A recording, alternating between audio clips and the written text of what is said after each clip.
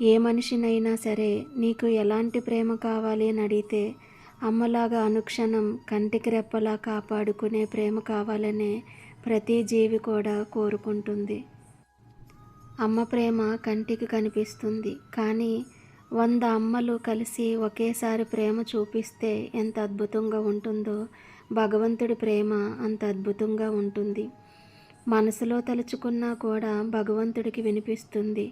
ఎదురుగా ఉన్న అమ్మకి వినిపిస్తుందో లేదో తెలియదు, కానీ మనం మనసులోనైనా సరే ఎక్కువసార్లు భగవంతుడి నామాన్ని పలికినట్లయితే ఎంత పెద్ద ఆపదైనా సరే చిన్నదాని కింద మారిపోతుంది. పిలిచినంత మాత్రమునే పలికే దైవము ఎవరు అంటే భగవంతుడే కదా. కొండంత కష్టాన్ని కూడా ఘోరంతగా మారుస్తాడు భగవంతుడు. ఇంత తేలికైన విషయాన్ని మరిచిపోయి బయటకు మాత్రం పరుగులు తీస్తూ ఉంటుంది మనసు. ఏమంటారు మీరు?